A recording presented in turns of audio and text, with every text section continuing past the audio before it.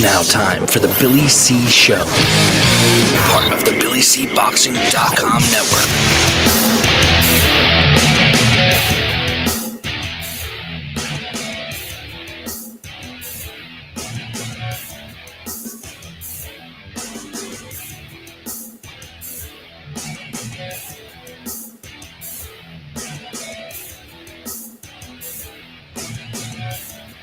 And we're coming to you live from Billy C Studios in Lake George, New York. I'm Bill Calogero, and it's time for the Billy C Show. Good morning, good day, good evening, whenever you're watching, whenever you're listening. I hope you're doing okay today. Today's show is being brought to us in part by, you guessed it, my book, Tom Molyneux, From Bondage to Better Business. Let me start that over, take two. My book, Tom Molyneux, From Bondage to Baddest Man on the Planet, is available right now where all good books are sold, and you get a copy of this book right now while you're watching or listening to this very show. Just visit barnesandnoble.com or amazon.com. If you're looking for a signed copy, don't worry about it. Just send me an email, billy@talkinboxing, TalkinBoxing.com. Today's show is also being brought to us in part by BillyCBoxing.com. Check out the website. We put up some news that you may not see other places, and it doesn't stay up long. So if you want the latest and greatest updates in the sport of boxing, visit BillyCBoxing.com. Plus, you can always find out what's going on with this show. Also, Blackett Shopping Network. Buy some stuff from there, man. Just click the banner. It's right on BillyCBoxing.com.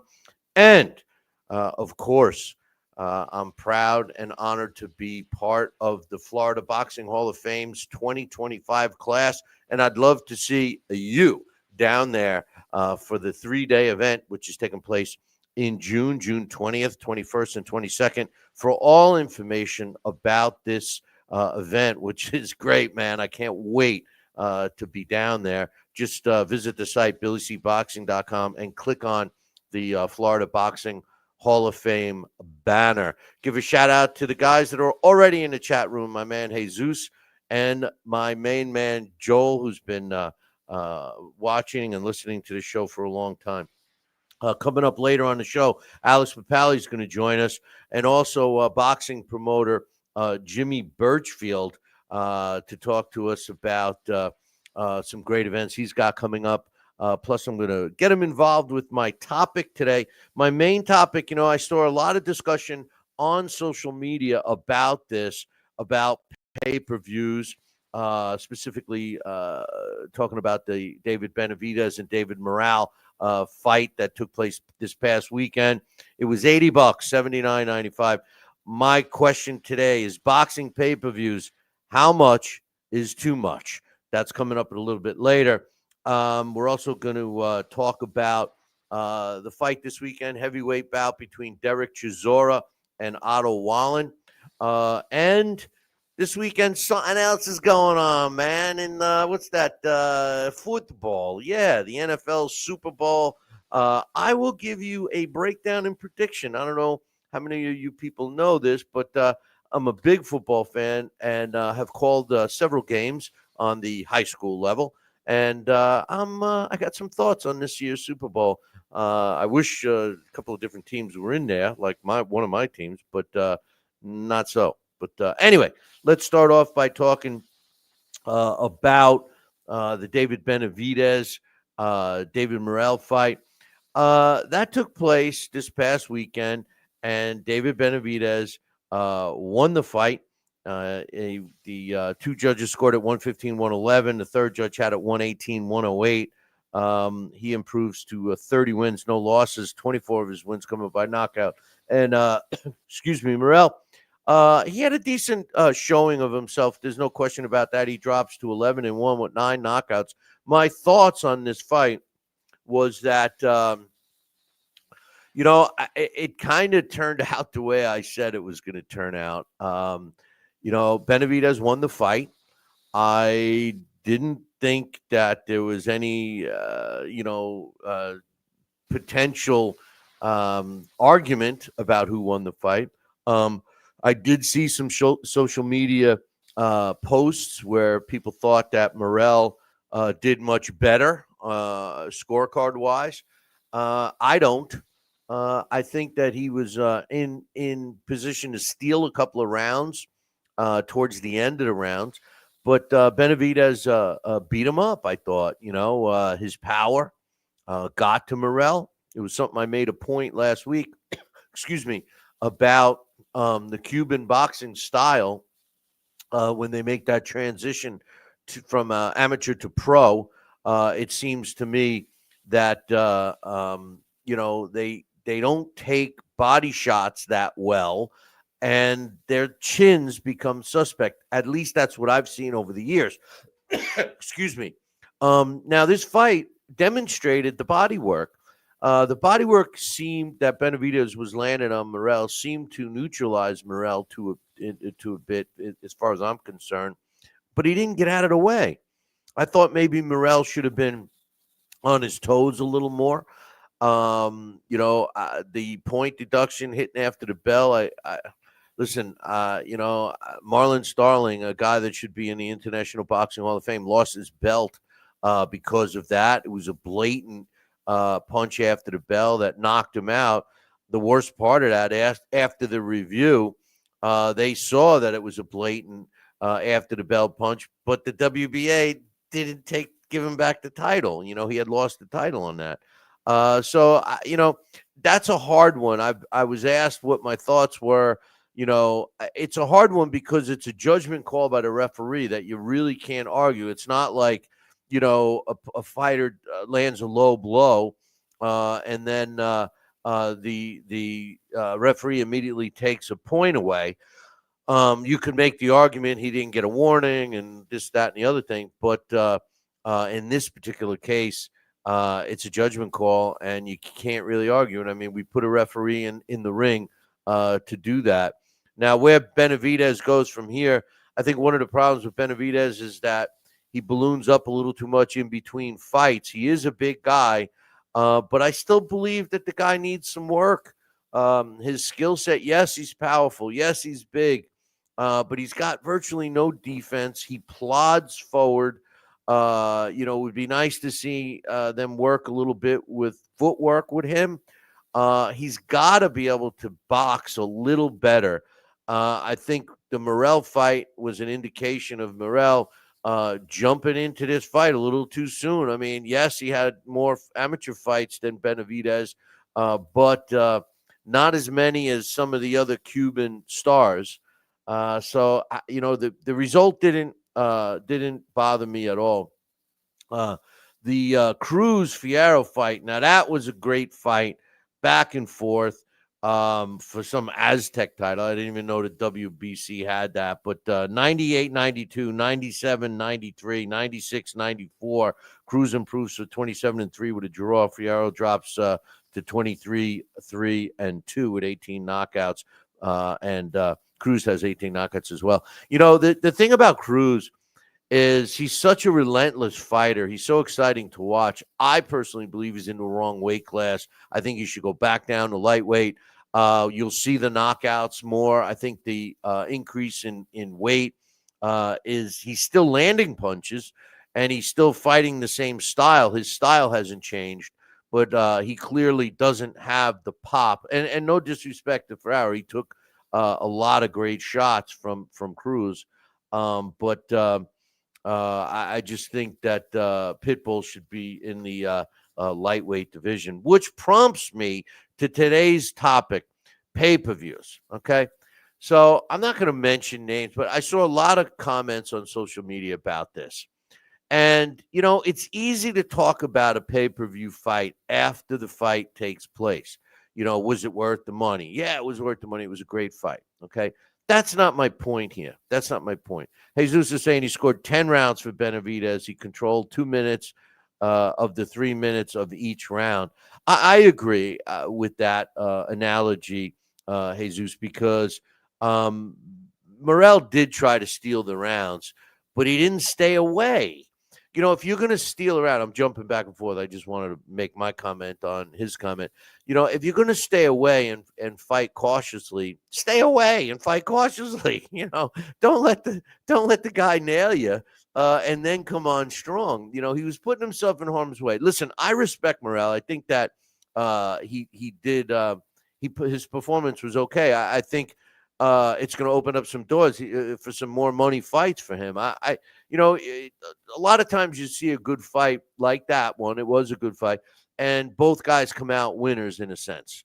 And I think this was an indication. But back to the pay-per-view. So when you talk about the value of a pay-per-view and after the fight, when you're discussing it after the fight, it's easy to make a point that the pay-per-view was worth it, or if it wasn't worth it. But unless you got a crystal ball, and if you do, let me borrow it because I got some things I need to find out. But unless you got a crystal ball, you have to start looking at the pay-per-views in a different way. If you go back in the history of the pay-per-view, right?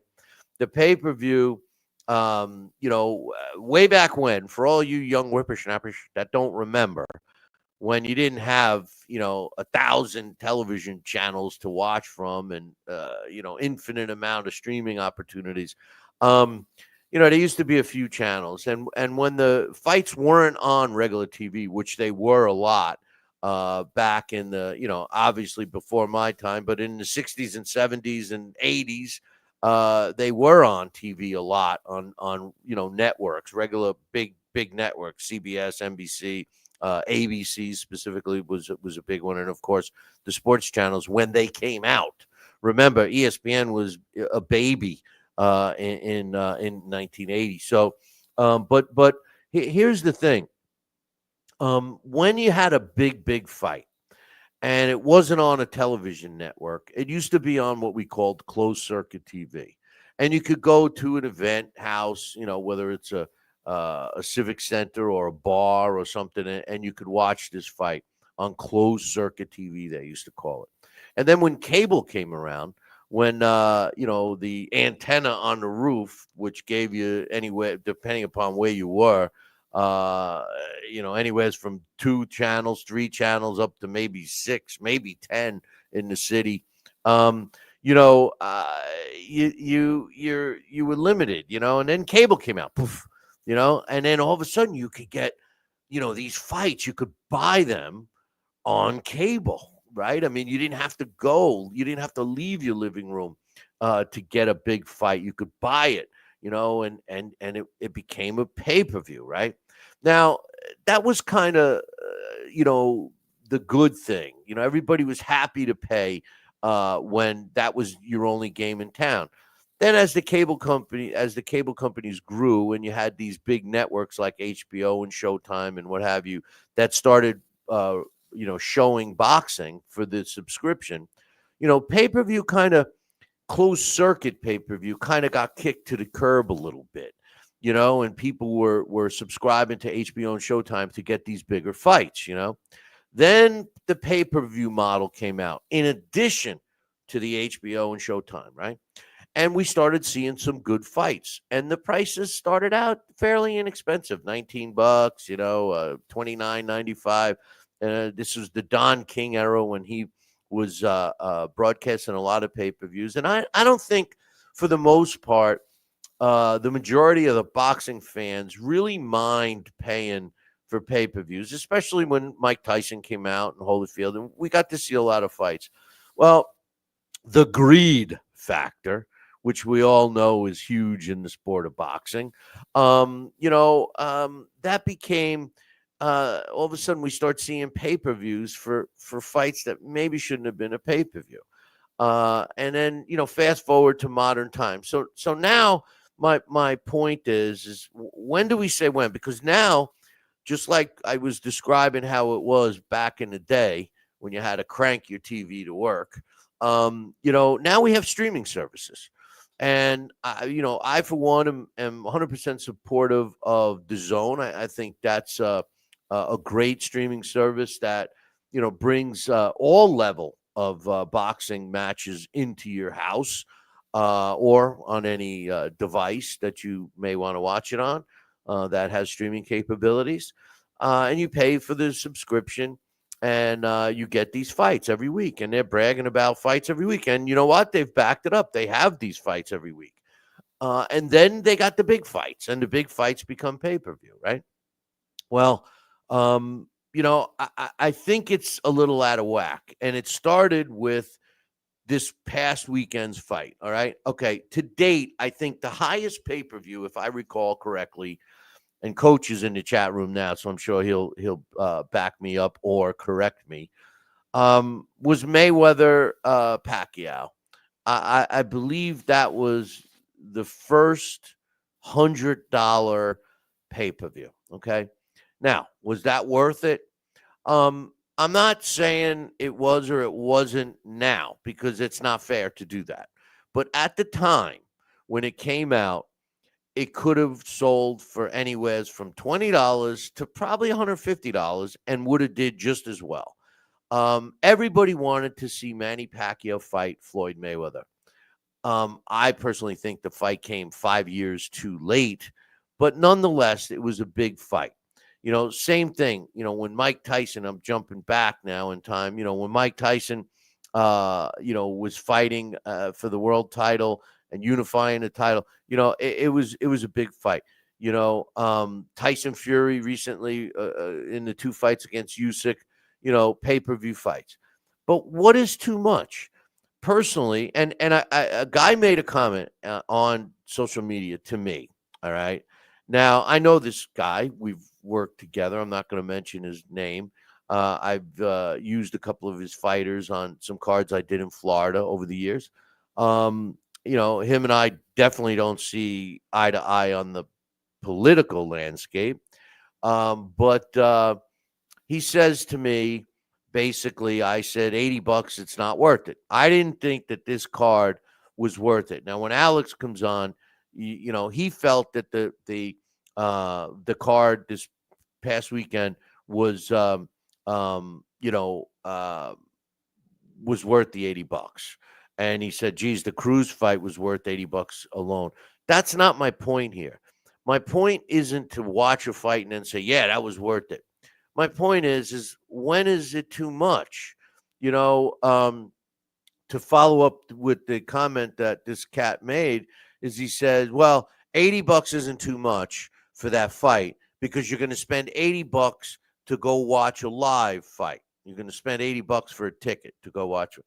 Now, to me, that's apples and oranges, boys and girls, because unless you've ever seen a live boxing match live in an arena, there's no other sport like it. You can't, and by the way, you need to sit ringside because that's a big difference. But, when you go see a fight live in the arena, in a small club show, no matter whether it's a pro or amateur card, it's totally different than watching it on television. The only other sport that I can compare it to that's totally different watching live versus TV is hockey. And I'm not a big hockey fan. Now, I know Coach is a big hockey fan, and he'll back me on this.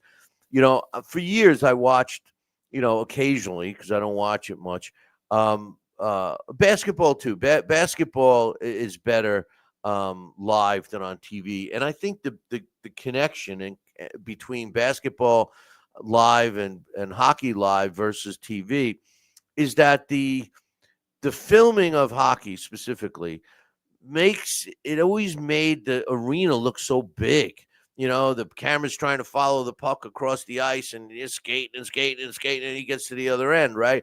Well, that's not the way it is. The first live hockey game I went to, I was lucky. I got to see the team I follow, the Islanders, play against the Devils in a playoff game. And I was amazed at how small the rink was. And that, you put 2 teams on the rink at the same time, and it fills up the hockey rink. Basketball seems the same way. It seems much bigger when you're watching these guys playing on the court than what it does on TV because of the camera. Now, football and baseball, sometimes I mean, I love going to live football and baseball games, but sometimes football is actually better to watch it at home. You get to see the replay. You don't have to worry about, any undesirables in your way, eating a hot dog. Pass this hot dog down. Everybody's handling this guy's hot dog. By the time it gets down to him, you wonder if anybody took a bite out of it along the way. But the thing is boxing live. There's no sport like it. And to use that analogy for this guy who bragged about how long he's been in the business, to use the analogy that you're going to spend $80 on a ticket to watch boxing, so it's worth $80 to sit home and watch on your couch, I totally disagree. It's a convenience to sit at home. You can pause it and everything else. I think that's all a convenience. But there's no comparison, in my opinion. Now, as far as value goes, I like what Turkey Al-Rashid is doing, trying to keep these pay-per-views affordable. I mean, the Usyk Fury rematch, which was probably one of the biggest fights, in the heavyweight division, the rematch specifically in a long time, I think it was only $49. He's talking about, I believe, the next big fight, which is the Bivol Beterbiev rematch. I believe that's going to be $29.95. That's the way it should be. And you'll sell a lot more. And his opinion is, well, if you charge an affordable price for a pay-per-view, you won't have to worry about the pirating and the illegal streams and all the people that'll spend twice as much money trying to avoid paying the pay-per-view price. And this is true. Now, personally, I don't think that fights should be pay-per-views unless it's a substantial fight that brings more than just, is this going to be a good fight, to the table. It's got to mean something. It's got to be a unification fight. It's got to be a fight that the public wanted for a long time, or there had to be something else involved that draws the attention. And it can't be, oh, well, the undercard is so good. You don't buy a pay-per-view, to promote an undercard fight. You need to be able to sell the pay-per-view with the main event. The main event has to be worth the cost of the pay-per-view. If you sprinkle in good undercard bouts, you're captivating an audience. Coach says, pay-per-view only good to get the gang together. Well, that's what we used. Coach, you came in a little late, but that's what you used to do with the closed circuit, right? Everybody would come over to go, oh, so-and-so's getting the closed circuit, because not everybody could get it at the time, so you'd go over there. And pay-per-view is the same, but it's kind of not the same. The reason why is I think now it's so easy to get it, and they're on so late. That means if you're going to have a pay-per-view boxing party, let's say, you better be prepared to have people in the house hanging out, from whatever it is, 8:00 till 2 a.m, and that gets a little rough. Again, that's where I believe Saudi Arabia and, His Excellency is doing such a good job, So, I mean, what do you think? What do you think is too much for a pay-per-view? Putting the huge fights aside, like I mentioned with Pacquiao and Mayweather, putting $100 fight aside, like for an example, Canelo's fights, right? Canelo boasts for being, the biggest name in boxing right now. His pay-per-views are generally expensive, more expensive than anyone else. But is that justified when he's not fighting a top-notch guy? Like I'm sure the Canelo Crawford fight, which, for all intent purposes is happening in September, which I can't wait. And, I'm going to talk about some stuff. There's a lot of this isn't going to be as Alvarez isn't going to be that much bigger than Crawford, even though Crawford is moving up in weight. I have tailored tape with the height and arm reach and age and all that stuff. They're pretty similar. So, But how much is too much? What's your thoughts? You know, we got some people in the chat room. What's too much? You know, what would be the price that you would pay without batting an eye for a decent fight? Which brings me to the other problem with pay-per-views. Pay-per-views seem to be the promoter's dream, you know, and the misconception that you make a pay-per-view and you sit back and collect the money. That's not always the case with pay-per-views. You got to have a decent card. And I personally, a lot of the fights today are not good. They're not pay-per-view worthy, and then they're a pay-per-view. For example, I blanket them all together. Although the fights were entertaining this past week, the PBC cards generally are garbage. The matchups happen to have been decent this past week. Luckily, Benavidez and Morrell were equally talented. The result was a good fight. And Fierro in the Pitbull Cruz fight, had put up a much better fight than I honestly thought he would. But I also think that the reason is Cruz is fighting in a weight class above what he should be. I think he should be back in the lightweight division. I just don't think he possesses the power against the bigger guys. And, it brings me to the Tank Davis. Tank Davis and Roach is fighting coming up, and that's going to be a pay-per-view. Now, there's been some talk that Tank wants to fight everybody and nobody wants to fight him. I don't know if that's true. I think a lot of what I'm seeing with Tank is he's calculating the risks very carefully, and he's fighting the fights accordingly. So, in other words, this fight that he has, they're billing as Tank Davis fighting another world champion. But the part they leave out is that he is a much smaller guy. He's a weight class below. Now, that might not seem like a lot, but what we don't know is there any rehydration clauses? Are they letting Roach get, as big as he can? I don't know. I don't know. But it's another one of these cards that I love Tank Davis. I love watching him fight. He seems like the person isn't exactly the kind of guy you would want to get involved with if you were looking for, to be a sponsor of him. I don't think he's a good example. But as far as his boxing ability, you can't argue with it. I think that he's a quality fighter. And I don't agree with that, Coach. Coach is saying he's playing the simple supply and demand. There's plenty of guys that, listen, Tank Davis and Shakir Stevenson have been talking smack to each other for, I've lost track of how long. And how come they can't make the fight? Stevenson is actually fighting a top 10 contender, top 5 contender in his own weight class that should be the mandatory for Tank Davis. It's the guy, he's ranked that high in the sanctioning body that Tank has the belt for, I believe the WBA.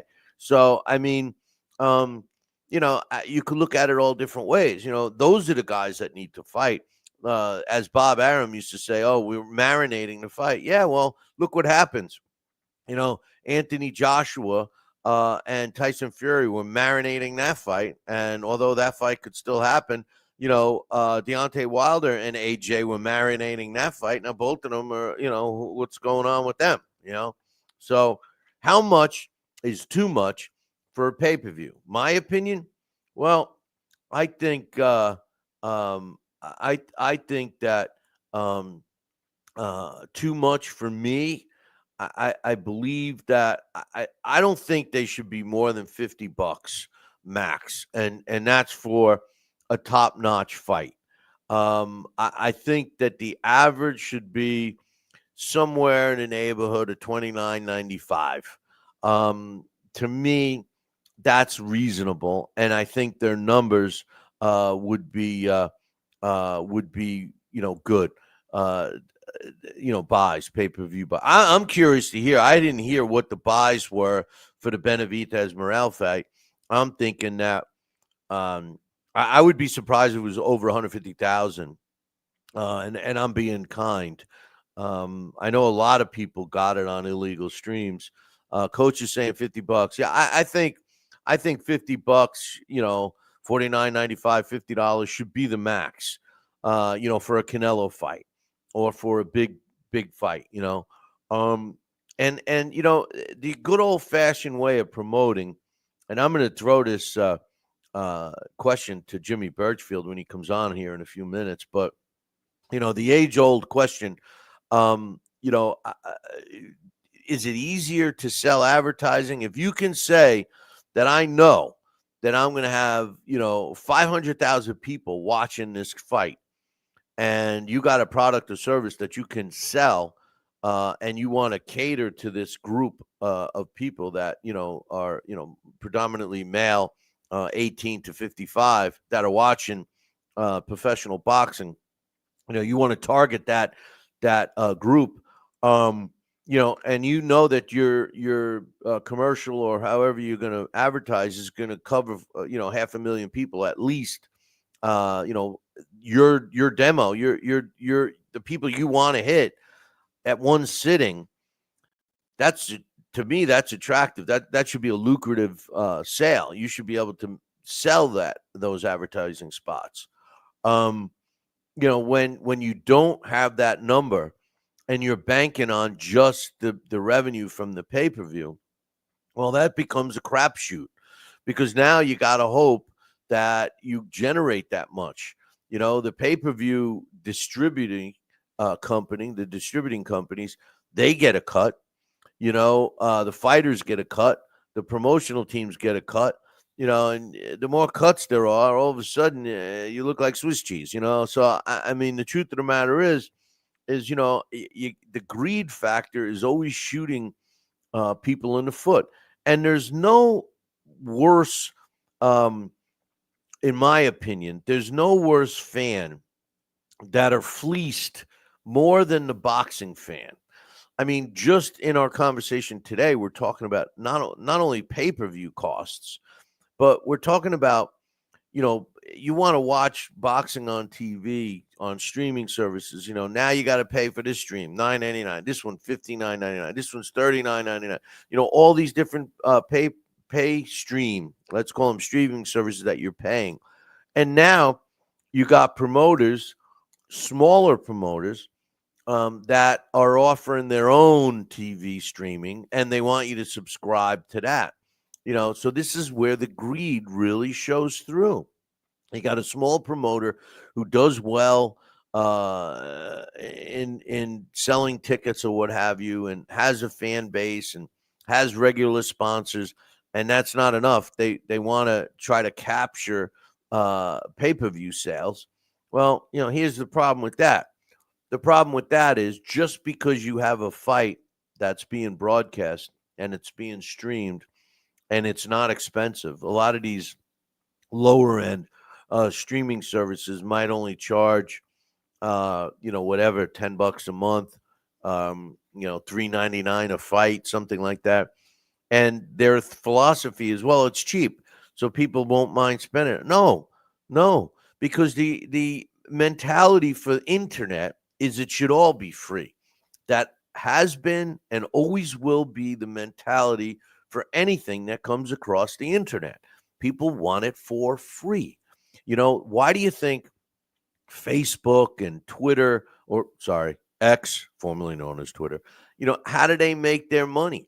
They're selling advertising because they know that potential advertisers can reach unlimited amount of potential customers if they pay them. They don't want to charge the customer to get on that site.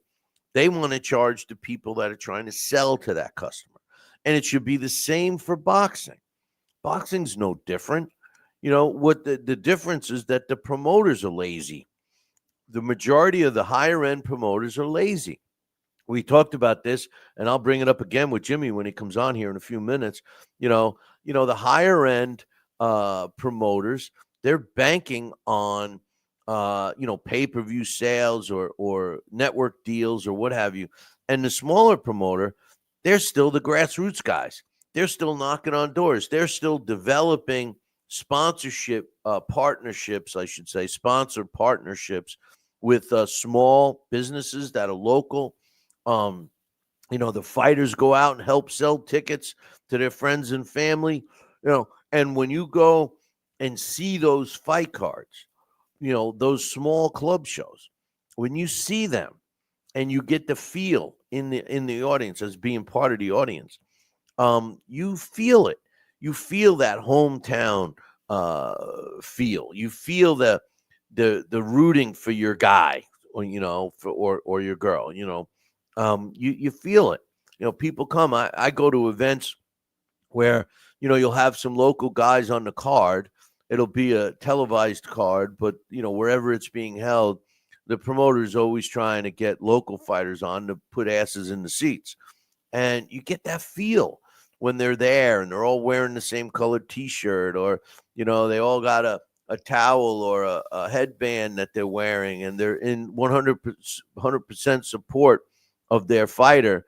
And it just adds that juice to the atmosphere, and it's good. That's why you can't compare. That's why I thought that comment on social media was so ridiculous. You can't compare what you pay for a pay-per-view where you're sitting at home versus what you're going to pay for a ticket to go to a live event. There's no comparison.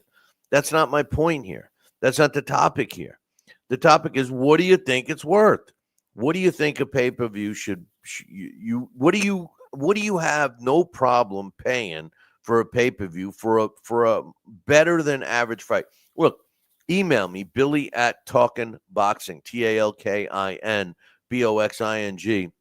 Or when I post this show, comment and I'll respond. But it's a great example.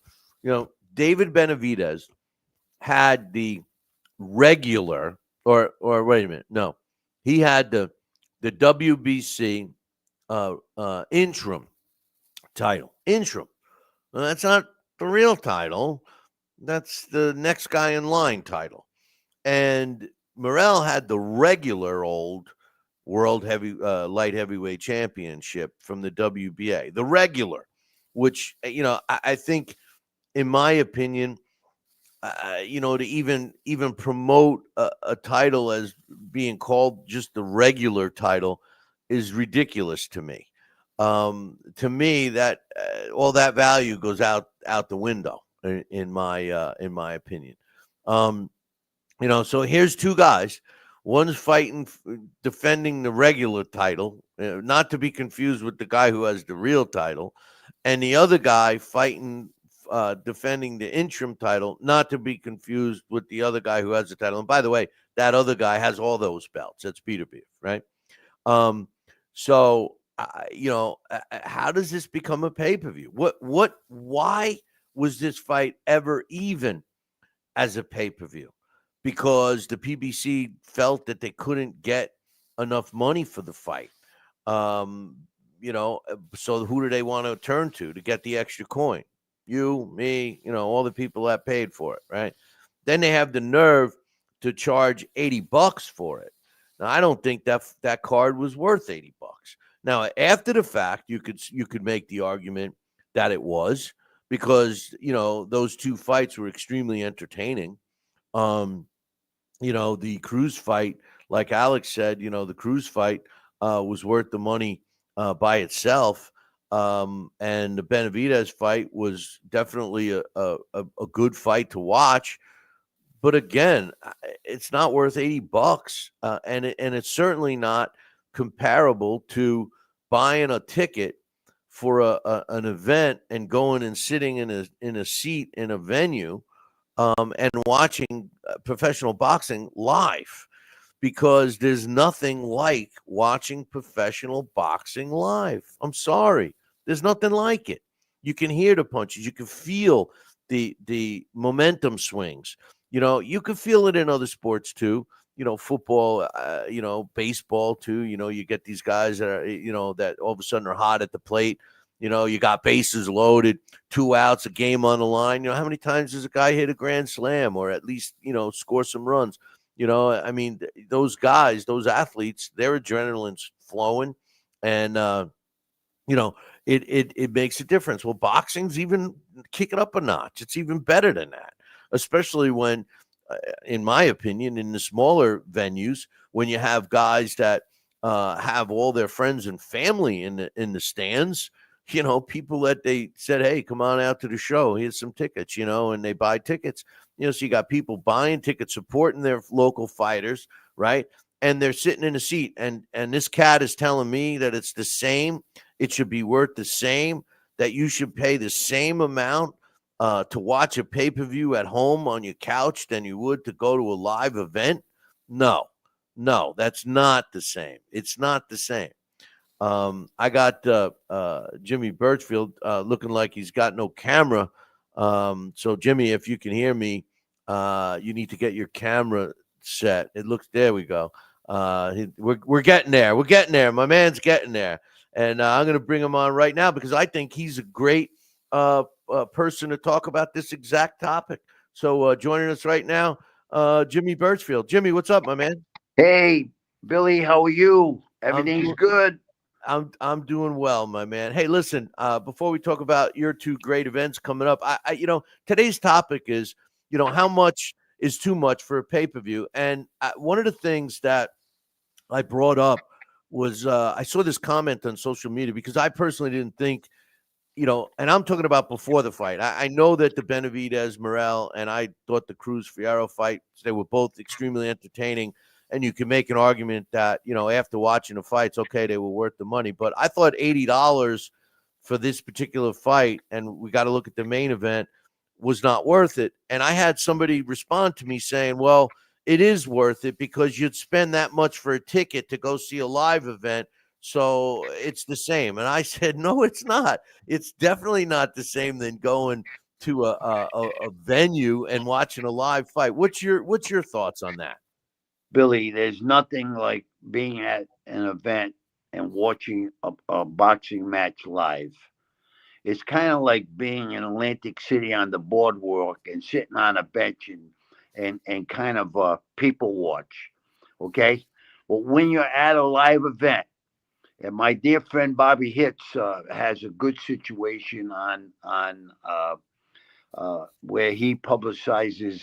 There's nothing like watching a fight live. When you hear the punches, when it's like night and day of watching it on pay-per-view. You're seeing not only the fighters, but you're seeing your people watching everything else that's going on. So to pay $80 for live boxing or pay $80 for a pay-per-view, it's not the same at all. I believe that $80 for a pay-per-view event is way too much money. Right. Okay. But on the same token, being a promoter, what you're paying the fighters, them were two great fights. They surely were worth the $80 on that one. But there's so many of the pay-per-views that are not worth it. But I think the person that answered you, Billy, and saying it's the same, it's like night and day. Being in a live event, there's nothing like it. I have like almost every event we do, and we have some new fans that come there for the first time. After that, we own them. They're boxing fans for life. They come to a boxing event live, they're going to end up being boxing fans for life. It's true. It is nothing like it. I'm going to bring Alex Pierpaoli in too. He's joining us right now. What's up, Alex? Alex, Jimmy was. We were just talking about the pay-per-view. Now, this whole topic, I got to be honest. Alex started me in my frenzy about this because he said that the Cruz fight was worth the $80. I think, Jimmy, it's easier to say a fight is worth what they're charging after you watch the fight, but we don't know. We don't have the crystal ball to see if the fight is gonna be worth the money. I mean, what do you guys think of pay-per-view, especially like this one that wasn't like a Mayweather Pacquiao fight, which was in the making for how many years? I put those specialty fights on the side. But a fight like this, I mean, what should it have been? What do you think? I think 49.95 would have been, Even for this fight. Well, I mean, I think that's one of the things about, I think, bringing up Mayweather, and good to see you, Jimmy. I mean, Jimmy has been one of the, a real joy of my time in boxing. I've been to so many of his fight cards. And I think Jimmy is a great example of a promoter that puts together these regional battles that's like old school, and I think it always makes for great fights, and great environments, at ringside. I think that Mayweather Pacquiao kind of changed things, because that one, they got so much for that. That's sort of the nature of capitalism. I think that if they think, well, the fans will pay this much, then why go back down again? So I think that's why, a 49.95 fight, you don't see them anymore.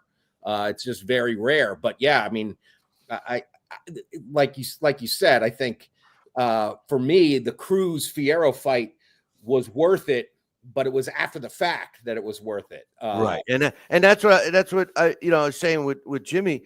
Jimmy, I mean, we talked about this last time you were on the show, and Alex was alluding to that. I mean, you're a grassroots promoter. These guys that are just sticking out a pay-per-view, they're not doing all the behind the scenes work you are. And that, if I was you, that would piss me off, because I know what it takes to sell a fight card and a fight. I mean, that's gotta hurt a little bit, right? Alex, thank you for your compliments. Listen, you can buy an $80 ticket to a live fight, and the whole card stinks. Yep. Okay, so it's the same thing with as a promoter, we want to entertain our fans. Without our boxing fans, that's why we had a press conference last week at Mohegan, and I'm talking about some of these Facebook fighters that they're really not fighters. They claim to be fighters. They don't want to fight anyone. They want to fight ballerina dancers and build their records up, and they're not going to go anywhere. But listen, I think that as a promoter, and respectfully for the promoters that did that show Saturday night, we don't really know the cost of them purses for that fight. We don't know that if they're intelligent, that's where they dictate what that number is going to be for the pay-per-view. Listen, some years ago, it might sound like a lot of money right now, but one of our fighters, Vinny Pazienza, when Foxwoods Casino first opened up, they paid me $750,000 licensing fee, $750,000. So you could say that was a lot of money, but Vinny made about $1.5 million, and his opponent made just under $1 million. So you don't know, that fight, in defense to the promotional team that promoted the fight and TV and everything else. I believe that dictates what the price of the pay-per-view is going to be. Now, but Jimmy, I don't mean to interrupt you, but that's got to be on speculation, right? How many buys they're going to get? Exactly. I mean, so if a pay-per-view event is not marketed properly and promoted properly, the buys are going to come down. But on the same token, Billy, there's very, and I try to tell this to all the fighters, that listen, you're a fighter. You're supposed to be able to fight, okay? If you want to be a world champion, you're going to have to fight, and you're going to have to fight real fights to get there. And once you get there, you're actually a freak, because you're making accomplishments you're not supposed to. So and you have to entertain. It's a business. A fighter, no matter whether it's a show that's a club show, or it's a show that you've seen Saturday night. Listen, we're all boxing fans. What keeps the motors running is that we love the sport, and you want to see good fights. You want the fighters to make their money, and you want the promoter to make their money. Now, Billy, you brought something up where you go to the Pacquiao fight, or you go back with a Sugar Ray Leonard fight, or something like that, where they get $129 or $149, whatever it was, and then a promoter takes advantage of that and wants to be a hog to make a fight a lot more money than it should make. Because I think that fight Saturday, I think Alex was right on target. I think that was a $49.95 pay-per-view, and you would have really seen a great two fights that were on that card. But you never know. I mean, it's on speculation. I rather, right now we're promoting after COVID.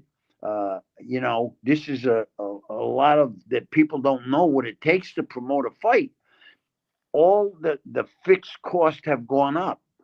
The commission costs, the doctors, the insurance, everything has gone up drastically. Not 5%, but we're looking at 25, 30%. How much can I put the ticket price up, where then the consumer cannot afford to come to the fight? So what are you doing as a promoter to keep everything alive? You're keeping the ticket price what it was 4 years ago, 3 years ago, okay? And you're absorbing that increase of the fixed cost. And right now, more than anything, is sponsorships are going to be so very important. It's your bloodline to try to keep the prices down. If I had a pay-per-view card and I had a couple of entertainers, fighting entertainers that really know that are going to get out there and market the event, they're going to know how to market the event for sales, I'd rather have that pay-per-view number down and get more people to watch the fight than have the price overpriced, where you're going to get people that are not going to pay. And then with technology right now, Billy, as a promoter, you got so many people knowing the knowledge way of not buying it, but pirate it in and not paying for it. That's right. That's the thing. And I agree with what you said. And I was saying this before you came on. So if you a real promoter that can, sell seats, okay, which some promoters don't even do anymore, and assuming everything you said, the increase in pricing, I'm sure, the medical people, the EMTs are more money, the security's more money. I mean, you mentioned a handful, but I've promoted shows too. I know all of those hidden costs, and there's a lot of them. People, 90% of the fans out there have no idea what you're laying out before you can even sell a ticket. But my question to you is this: if the price for a pay-per-view was lower, and I agree with Alex, $49.95. I said that earlier. $50 should be, the max, unless you have a specialty thing. If you know that you're gonna be covering or attracting, 1 million people or even 500,000 people that are gonna buy that because it's reasonable and they don't have to pirate it, doesn't that make your job as a promoter? Remember what the definition of a promoter is. I know but doesn't that make your job a little easier to go sell those sponsorships and those advertising opportunities, when you can say to a potential sponsor, hey, look, we know that we're going to be reaching, 500,000 people, and then do your sales pitch versus, having such a high priced pay-per-view and hoping you make all your revenue from that pay-per-view sale.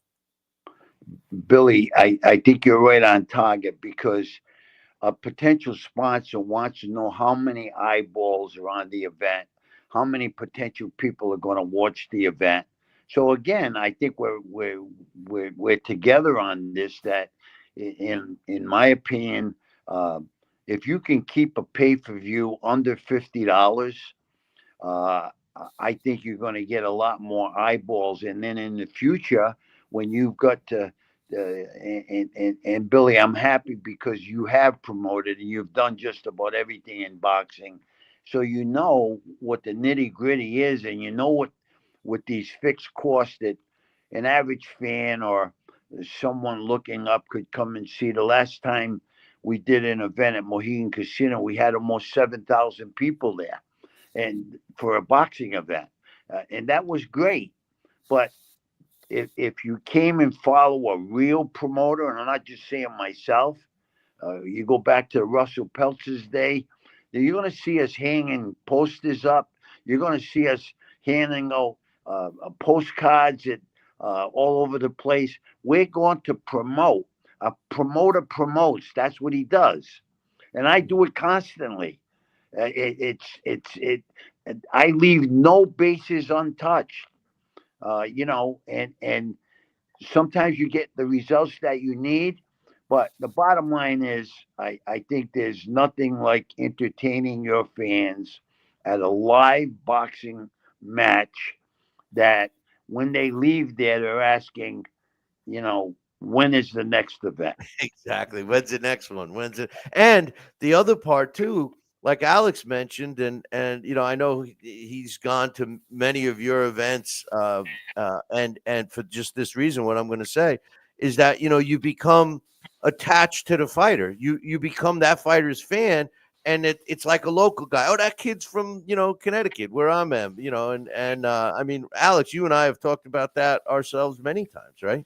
Oh, absolutely. And I think that's definitely that's how you guarantee a good crowd, is when you have, because I mean, I've been to a lot of Jimmy shows where he has two guys from Providence, one guy's from North Providence, one guy's from East Providence, and the crowd there is going nuts. And I mean, that's great. But that's how it used to be. I mean, back in the day, a guy from like New London versus a guy from New Britain, Connecticut, and that was how boxing built itself. You go from a town to a town, and then expand in that state, and a state championship meant something, and then you evolve into going to the next state, and you just don't see that. Like Jimmy said before, they want to fight ballerina, and Jimmy, that's got to be the hardest thing now. Just to add to the agita with the increase in prices just for operational costs. I mean, the fighters' purses for fighters that are fighting 4-round fights, that's the one that kills me the most. The 4-round fight is demanding a couple of grand, $3,000 to fight, and it's got to be hard. So, Billy, you said the right word, agita. But listen, before I forget, also, I do want to give you the ability to your listening audience to give some pair of tickets away to these two history in the making events that we're doing at Foxwoods and at Mohegan. And I compliment you on your wisdom and knowledge that you have of this boxing business, because you really know it upside down and inside out. Alex, what we try to do is we build them fights up. I never forget several years ago, and I'd see if you guys would remember these names. I had two fighters from down at the Cape Cod in Massachusetts. One was Kippy Top Kit Diggs. Do you remember that name at all? No. Yeah, me neither. I had him. He fought on ESPN 2 or 3 times, and they were right from Hyannis, right from the Cape. And the other kid was Ralph Chapwood. Kippy was a Cape Verdean kid, and Ralph was a white kid, and they both had undefeated records. And I go in the center of the Cape in Hyannis at the Melody tent, and they both of these kids told me that they begged me to fight in their hometown, and I told them we would when the time was right. So we fought for a little title. They told me they were selling the place out, and basically the day of the event, they handed in about, I guess, maybe 80% of the tickets that they took unsold. Oh, I jeez. don't have enough money on me that we took down there to pay everybody that night. And then at the Melody tent, the stage is in the round, so we had to put a square ring up. We had to make piers and everything, and as a young promoter, which you'd never do this again. In the afternoon, there was a matinee show at the Melody tent, so we couldn't even set up the ring. Billy, as a fellow promoter, you would understand this. We had to wait till the matinee show was over to put up the ring. Wow. 2 days before, because of this stage being in the round and having the piers built off the stage, I sent the ring crew down there to do a dry run. I forget what it cost me. To this day, I think I got sabotaged, but they come back, everything's fine. So now we after the matinee, we stop putting the ring up. The ring won't fit. The ring won't fit. Now I get this situation of these two fighters didn't sell any of their tickets, and I need about another $90,000 just to pay everybody that night. So I'm wiring my bank to wire me the 90,000 to me, and this was before iPhones or computers or anything. So finally, I got to open up a lumberyard. I'm up on the stage as a promoter with a skill saw, cutting plywood and everything. I got all the ring, so I get a tap on the back of my shoulder. And I look around, it's the custodian of the Melody tent. And he said to me, Mr. Burchfield, I think I got a good idea. I said, what's that? He said, you should cancel the show tonight. I got the skill saw. I'm chasing him off the stage. Right? So anyway, we get everything all set. And all they got to now is put the ropes up. Okay? I'm soaking wet. I can't even go change because it's a hot, humid night. And now I'm thinking of these unsold tickets, how bad it's going to look with this place, not 25% with seats. I go way up the stage and I sit down with the ring announcer and I'm saying, look, when Alex walks in tonight, you congratulate him, congratulate his company. When Billy comes in, I'm going over everything for the event. Here comes the general manager from the Melody tent. Picture this now. He's an Ivy League guy, graduate from Harvard with the Ivy League sweater and everything. He comes up. I'm talking to the ring announcer. He said, Mr. Burchfield, can I talk to you a minute? I said, yeah. He said, we have a problem. A problem? What the hell? I figured he heard. I figured he heard that we don't have no tickets sold, right? And he said, there's a skunk under the ring. Oh, jeez. I said, what? Yeah, I said, please don't be. Now, this guy's like high profile, Ivy League guy, 100%. Go down and I get on my hands and knees underneath the left post. There's the skunk laying there. So I say to him, do you have a gun? He said, a gun? I said, yeah. What are you going to? He said, I said, I'm going to shoot the skunk. He said, no, the animal, this is Cape Cod. You can't do that. So I said, okay. I said, I remember it's always good to notice. I said, I remember reading that if you get something dark and you cover the skunk, he'll go to sleep. I said, do you have a black canvas? He said, Jimmy, the custodians worked for me for 22 years. You chased him with the chainsaw. He gave me his keys and he quit. I don't even know what we got here. So I said, let's go. We go up there and there's a black canvas. I get on my hands and knees. I cover it. I figure any minute the skunk's going to I mean, Yeah. you would believe that this is a fantasy story that I'm telling you guys. Oh, this is This is screenplay. gospel truth, Billy. You and I are gonna write a book about boxing. You This got is it. only one. Okay, so Alex, you're gonna be in the book too.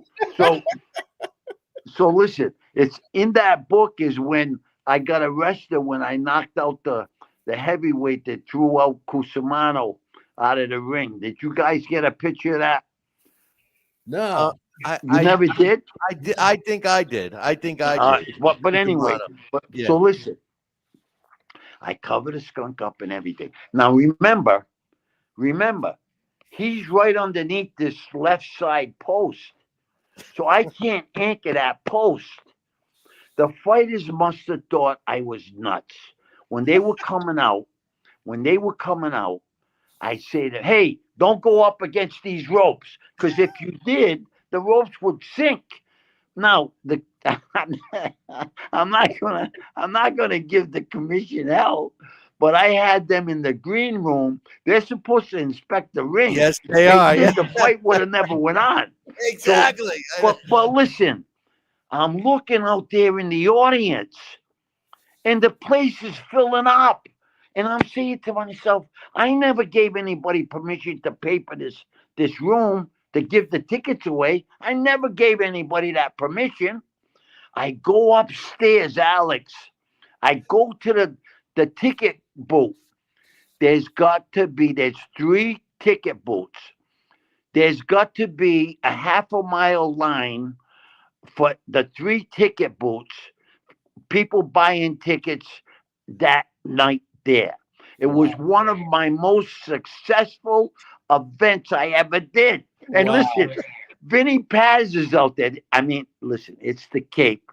Their laws are a little more stringent. He's Ivy League. Vinny Pazienza's out there. They won't let him in. They won't let nobody. I had to go get Vinny and bring him into the fight. So these are the stories a promoter goes through and putting in a bet. So maybe that $80 they charged the other night, maybe they needed that, Billy. Maybe, you know what? Maybe I'm a little hard on him. You know? Right. Maybe there was a skunk underneath one of the rings. I know, but that's great. Hey, Jimmy, tell us about these 2 cards. I know the one on the 22nd features an up and coming middleweight that unfortunately I'm not gonna be able to make it. I really was looking forward to seeing Francis Hogan fight. Tell us about Well, that. let's start with the first one, Billy. The first one is February 15th at Mohegan Casino. Right. And it's a pro-am card. There's amateurs, the top amateurs in the Northeast, and it's something my son Jimmy had started with, and my team. We're going to label that the Jimmy Burchfield Invitational Tournament, USA Amateurs. So far after I'm gone, that tournament will continue. There's some really, really exciting fighters on the amateur side. On the pro side, there is a fighter from Springfield, Mass, undefeated, Carlos Gonzalez, that's going to be fighting for the WBA, NABA featherweight title. Carlos is 14-0 with 13 big knockouts. That's a big, big fight. And his opponent is Alexander Espinoza. On the co-feature, it's a fighter we just signed that you guys would know. He looks like he's a future world champion, Rashidi Ellis. Big time entertainer. He's fighting for the WBC US silver belt against Jose Angula. And then there's this fight that should be a main event as well. Ricky De Los Santos from Providence. Alex, this is the type fights. Ricky De Los Santos from Providence, who is the WBC silver champion, fighting Irish Kevin Walsh from Brockton, Mass. Nice. 15-0, undefeated. That is an unbelievable fight, and I'm working with Top Rank. We're putting a Connecticut fighter that they got signed. First time fighting in Connecticut. He's undefeated. He was in the Olympic alternate Ali Felice, Finelli Felice's son. I worked with Finelli. Finelli was I just saw him recently. Ali, he's a good little fighter.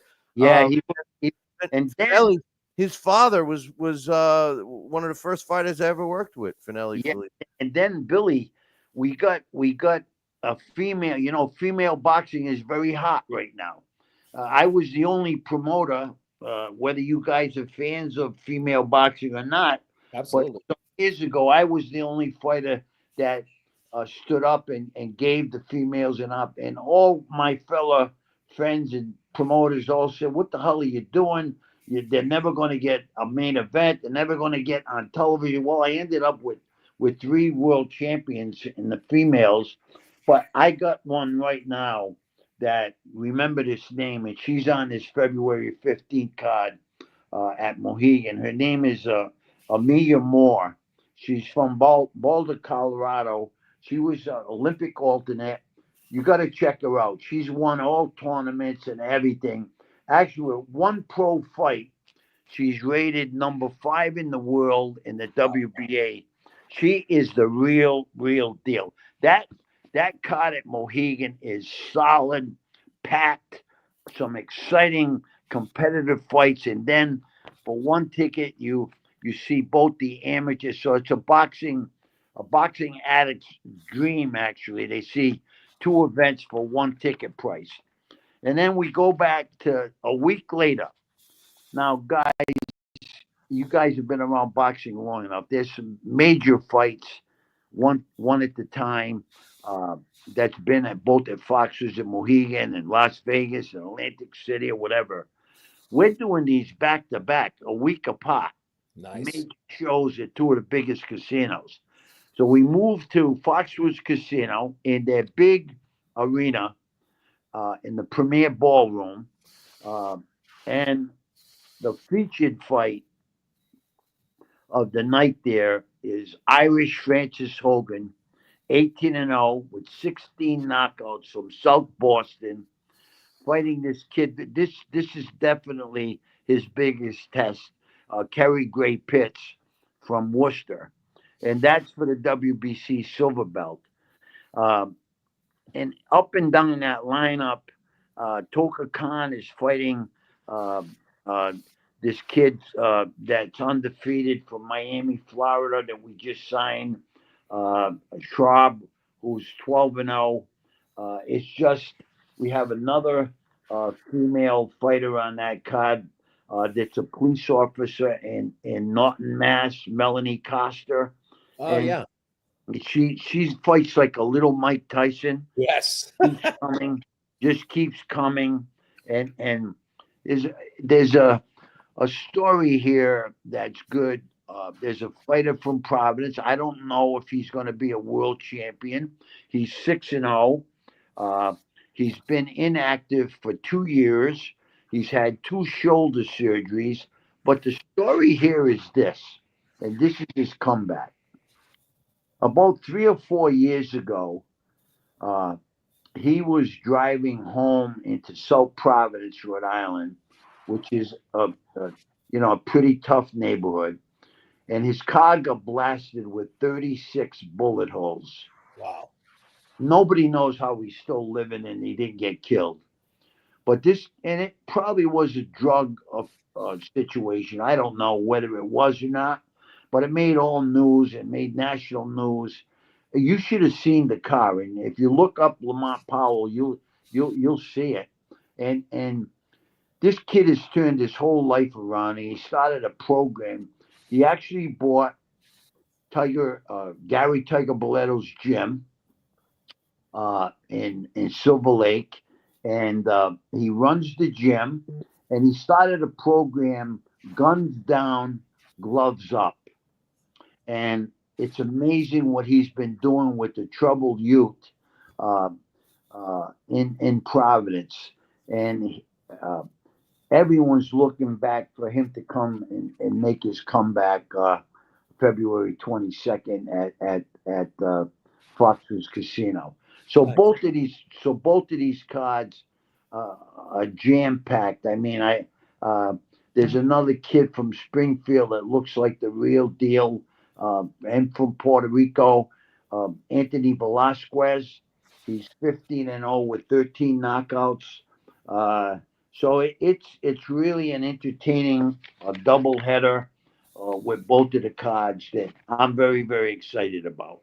Nice. Yeah, they're good top to bottom. You got a man Lee on there too on that Foxwood. Yeah, I love that kid, Billy. He looks like the real deal as well. Yeah, no, he's good. Well, listen, you keep showing at least my viewers and listeners what promoting's all about, because I talk about this all the time. I think that's the biggest problem in boxing. Promoters don't promote anymore. Managers don't manage. Fighters don't fight. I mean, how do we expect to survive? You know? Listen, if you don't expect, if you want to be a real promoter and you're not going to put the efforts in, I don't get my nickname. I earn it is the hardest working promoter out there, and I give it. I don't take a day off in this business. It's 7 days a week, 24 hours a day, and my fighters become part of my family. So, and listen, I look around, and what excites me at the end of the night is looking as our fans. They're our boss. Our fans are our boss. Without our fans, there is no, I can't do events. Okay. So making them look, they're smiling, leaving. You can see the excitement. And we're throwing in a few other things during these events to be creative, to entertain the fan. And on the way out, Jimmy, I want tickets to your next event. Yeah. That's what keeps everything alive. Yep, that's the home run. You're making exciting boxing matches. You're using skill saws. You're trapping. He's taking out skunk with his bare hands. I mean, he's taking out a skunk with his bare hands. All he needs is black tape, you know. I mean, anyway, you got to write a book, Jimmy. Yeah, no, he does. Jimmy, I gotta get to these shows. These two, unfortunately, I keep. Mariano, I keep saying I'm going to the next one, and then the day comes out, I'm like, oh no, I'm going to such and such, you know. But well, listen, at the last minute, no matter if anything changes, you just let me know. And please, for your listening audience, from now until February 15th and then February 22nd, pick out 3 pair of tickets to each event, and we'll get them and put their names at will call so they can enjoy this boxing as well. Sounds good, my man. Jimmy, I appreciate your time. Good luck with the shows, and we'll have you back soon, all right? Billy, thank you. Alex, thanks for being on with us. Good to see you, Jimmy. All right, God bless. Bye-bye. Take Bye-bye. care. Jimmy Burchfield, I tell you, he's I wish there was more like him. Oh, yeah. The game would be in great shape if there was more Jimmy Burchfield. You know, and the whole thing was that's what started this. The topic today was about, well, you got me going when you're like, oh, you texted me. Oh, this is worth. Then what happened, what you missed is, which pushed me over the edge. You had me on the edge. My toes were hanging on the edge. And then what pushed me all the way over was this guy on social media says to me, well, because I said it's not worth the $80, right? And he says, well, it's the same as going. He says, you're going to spend $80 for a ticket to go to a live event. So it's the same. You can spend. No, it's not the same, because sitting on your couch. Yeah. Okay, so it's easy. You don't have to wait online in the bathroom. I could get another scotch real quick. I can pause it if I need to do something. I get it. It's convenient, but it ain't the same. There's nothing like going to a live event. There's nothing. Yeah, and $80 for a live event. You know, that's understandable. $80 for being able to sit home. You know, you do it. It's a high price tag. That's for sure. No, yeah. It ended up being worthwhile. Okay, no, after the fact. Yeah. So when I was talking about this on social media, it was after the fight. Oh, so yeah. Of course, just like you said, you know, you see a main event that was competitive, and you see at least one of the undercard fights were extremely competitive in Pitbull Cruz.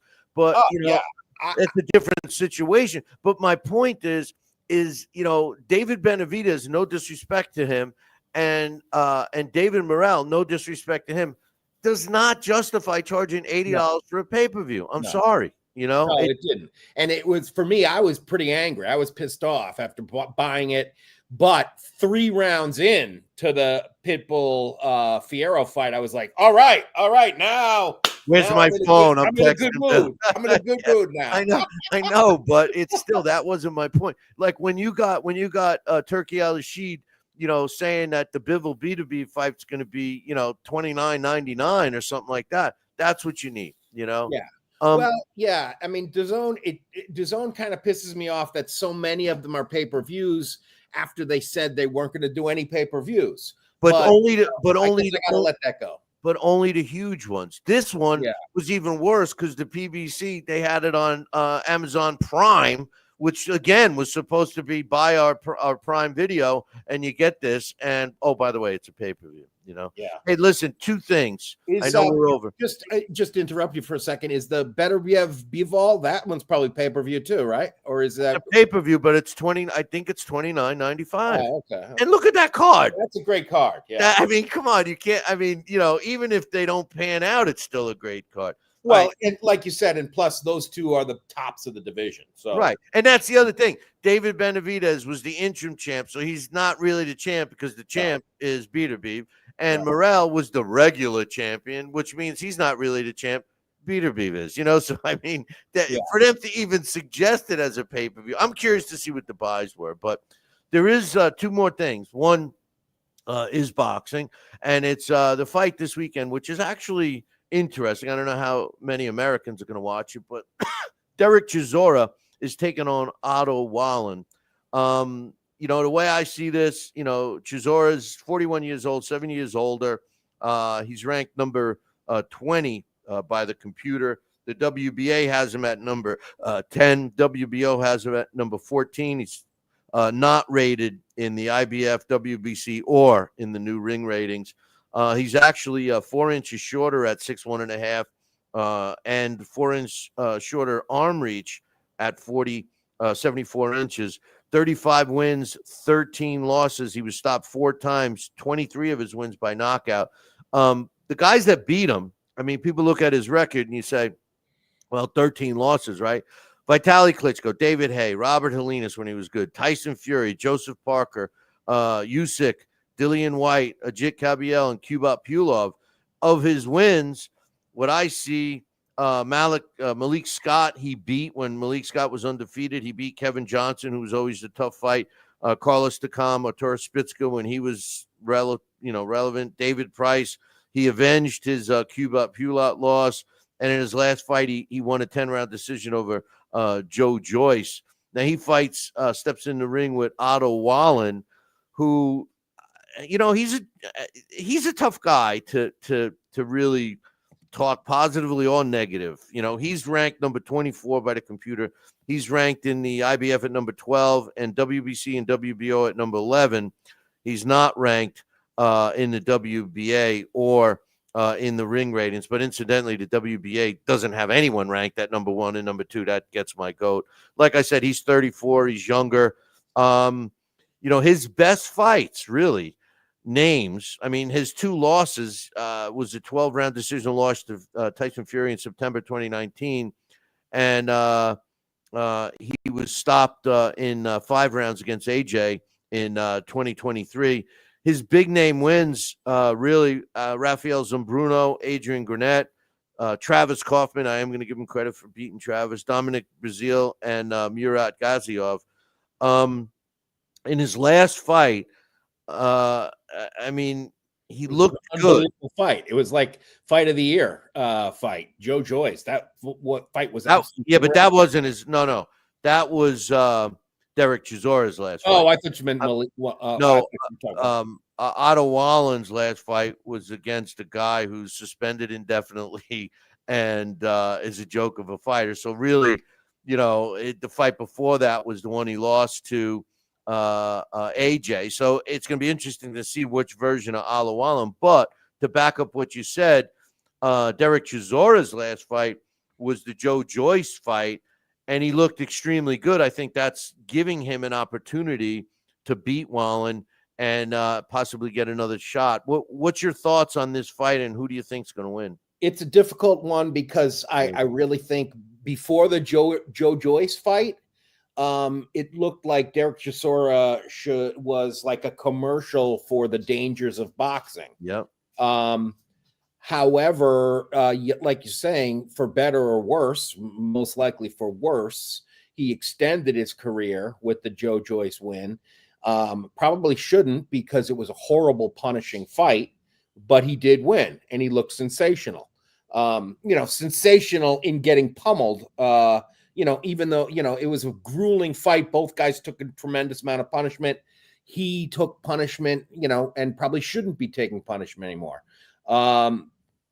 So it's sort of, I wouldn't be surprised if it's another thriller of a fight. Wallin probably has more than he does. So it's hard not to favor Wallin, or however you say it. But, it's hard not to root for Chisora. He's so fun to watch. But it's frightening, because you wonder what's his life after boxing going to be like. We know nothing good can come of taking the punishment he's taking. No, and that fight, he poured it on in the second part of the fight against Joe Joyce. A lot of people were talking about, he's out of shape. He's not in good condition. He's old. He's been in wars. And then he turned the tables in the second part of that fight and ultimately won. But Joe Joyce is not fleet of foot. He's not the fastest guy. He's pretty easy to hit. I don't know what to expect from Wallin. Coach is in here, saying that he thinks it's going to be a war. He's picking Wallin, and he says that Wallin moves around a lot. I agree. I thought this was a toss-up fight, but I think youth will prevail as well. Although I will be pulling for Derek Chisora, kind of. I don't know why. He's a character for sure, and I always love characters in the sport of boxing. Now, he's a character, yeah.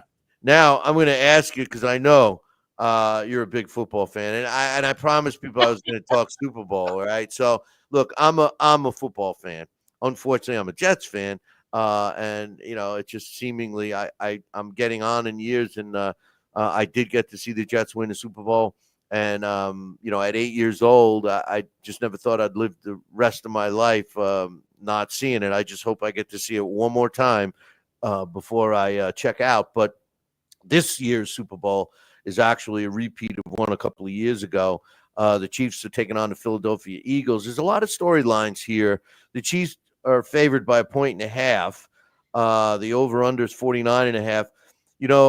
The Chiefs Patrick Mahomes, I know they're becoming the team people love to hate. I'm an old AFC guy, so I kind of like the old AFC teams, and the Chiefs are one of them. And I like Patrick Mahomes. He's got a connection to my other team in baseball, the New York Mets. His father used to pitch for the Mets. And I like Travis Kelce, and they got some good offensive talent, and their defense has stepped it up. When you look at the Eagles, one of the things that's killing me with the Eagles is, first of all, I've never liked the Eagles. The Jets have never beaten them, ever. Preseason, regular season, whatever. So I got to hang up about that. But the hard part for me is that I'm an Alabama fan. And the quarterback, Jalen Hurts, is an Alabama player, and one of their better receivers, Devonta Smith, is also. So I've been kind of loving to see them do well.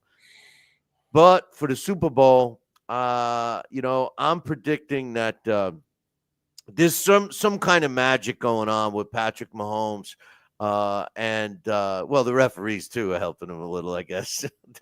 that's the rumor. But Patrick Mahomes seems to get the job done. Jalen Hurts has a great team around him, and I can't forget Saquon Barkley, who left the Giants, wouldn't sign him.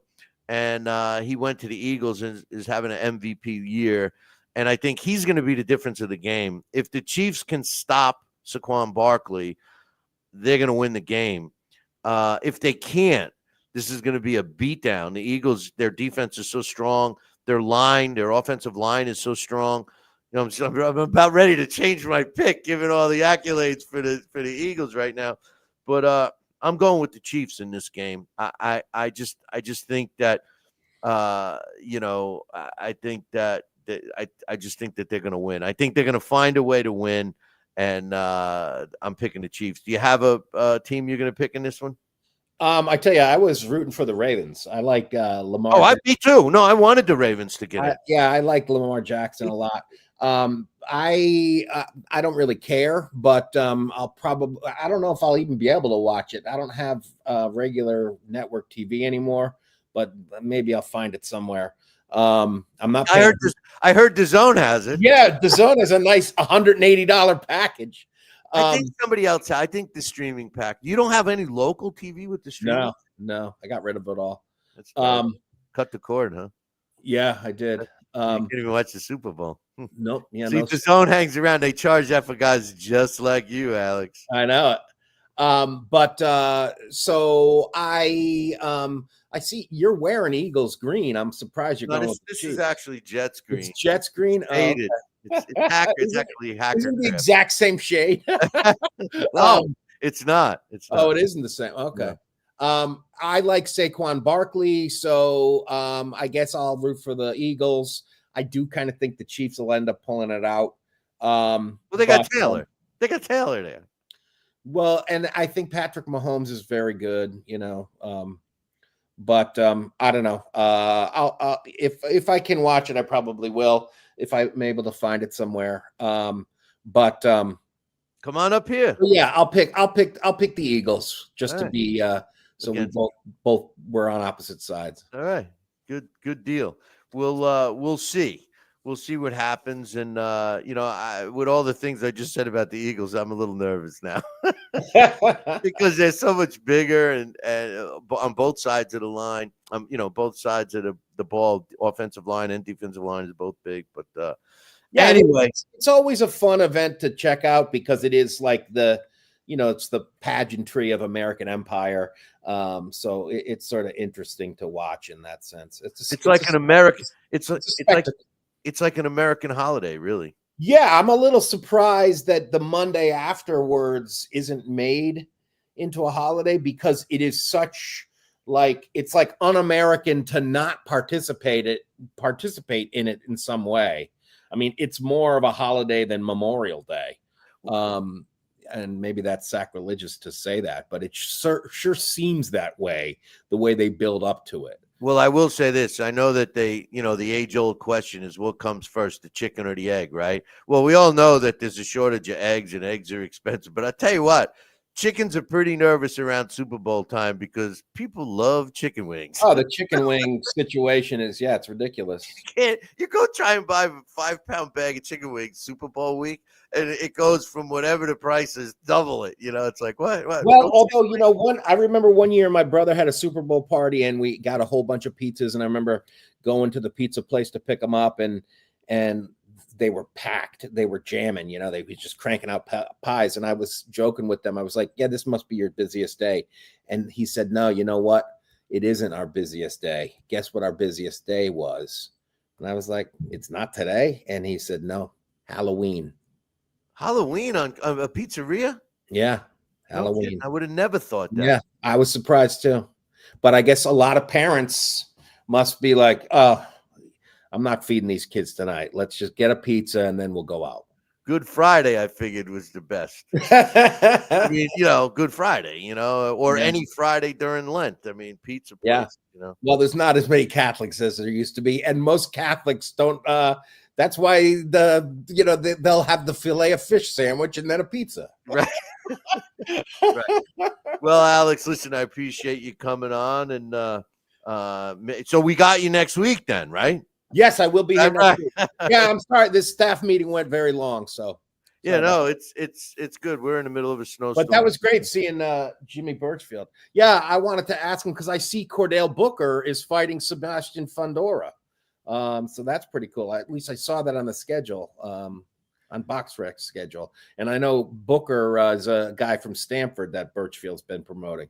Yeah, not Jimmy's the best, man. And Next time I get out, I've been dying to see him because I want to take him to dinner. And every time they have a show, it's like I'm doing something else, Wow. and it's terrible. Both of these shows. My one grandson has a birthday. My granddaughter has a birthday party on the 15th, so I couldn't go to that one. That one's where I want to go. And then I was all ready. I tell Mariano, "Yep, I'll be there for the 22nd."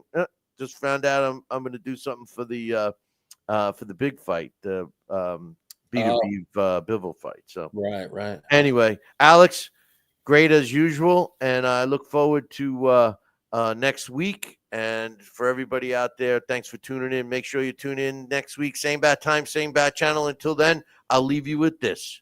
Ciao, baby. Take care.